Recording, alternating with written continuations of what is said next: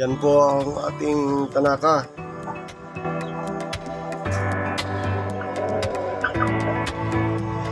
Sobrang hirap kasi yung isa natin na alaga, yung malaki, siya po ang malaking damage. At ipapakita ko siya sa inyo. At ito po ang nangyari sa kanya. Dito ko na lang nilagay sa kulungan. Yan po.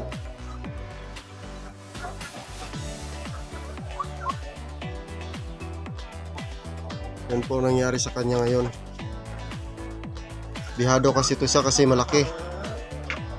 Abot pa po ito ng 6 kilos.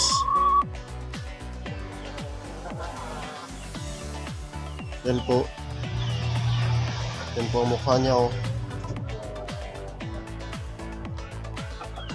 Ngayon, ang gagawin natin, hindi po siya nakakain kahapon kasi yan po ang ano niya, sitwasyon niya.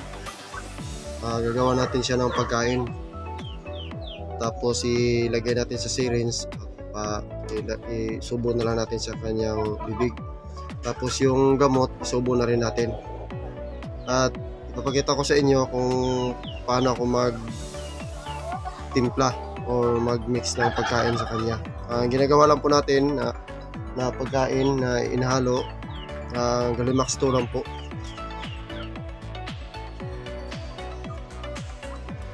Napakahirap pag ganito talaga. Kasi nakalabas siya dito, oh. Diyan. Tinakpan ko lang. Dito kasi ayan, oh, may marami pang dugo, oh. Sa mga dugo dyan, nandyan sa ano. Dito kasi siya dumaan. Diyan. Hindi ko alam. Kalabas pala siya dyan. Ito po yung Tanaka natin. Ayan, oh. Yung mukha niya. Nanghihina na din yan. At ito sobrang grabe. Ito po nagagrabe na grabe ang kanyang tama sa mukha. Bihado kasi ito kasi malaki. Katulad itong ito, medyo maliit lang. Kapag abot na kasi ito sila dito, tinakpan ko na nga dito, nabutas. Yan. Oh, may mga mansan dugo din. Ito. Tinakpan ko na lang. Siya sana ang ginawa kong breeder na lalaki. Ngayon, ang nilagay ko na lang dito para mag-continue itong mangitog itong babae natin. Ito pong lumpo. Siya na lang po ang nilagay ko dito. At nangingitlog na po ito. Nangingitlog na po siya ng isa. Dito. Dalawa na sana yan, kaso lang na laglag, na basag. Yan po yung itlog niya. Isa. At I hope sana na continue na po itong mga itlog. At may nakita akong itlog dito sa sa baba na may crack na po dito ko po nakita. Ito po yung itlog. May crack. Yan. Ito. May crack po ang itlog. Ngayon, nahihirapan na po ako ngayon mag-breed kasi yung mga lalaki ko, ito, kondisyonin ko na lang muna kasi sobrang pagod yan. At saka ito, at may lalaki naman ako dito, todong po. Hindi ko pa po siya binibreed kasi medyo medyo bata pa.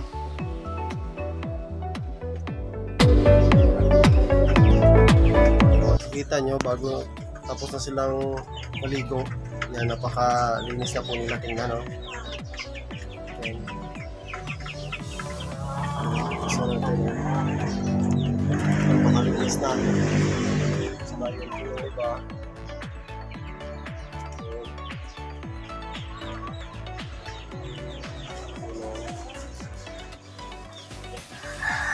Malinis na silang tingnan. Yung balahibo nila, lintag na. Saka yung white natin, Malinis na. Napakalinis na po yung white natin.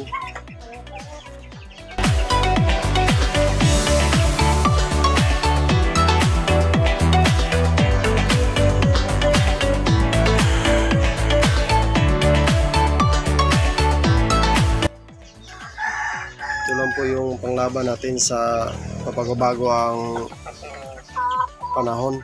Umuulan, init na naman, umuulan, uminit na naman. Yan ang papainom natin. Pagkatapos natin sila paliguan, painumin na natin sila nito. Yan. Lagyan po natin ng saging. Yung saging na may medyo sira na. May bunsalo. Sa amin bunsalo. Yan ang nilagay ko. Kasi pag may hinog na, kakainin nila. At yung iba, hindi pa nga hinog, kinakain na. Maganda din yan sa kanila. Pagpataba ng katawan yan. Saging. Kaya yung mga may maraming saging dyan na may bunsalo, ganyan lang gagawin nyo.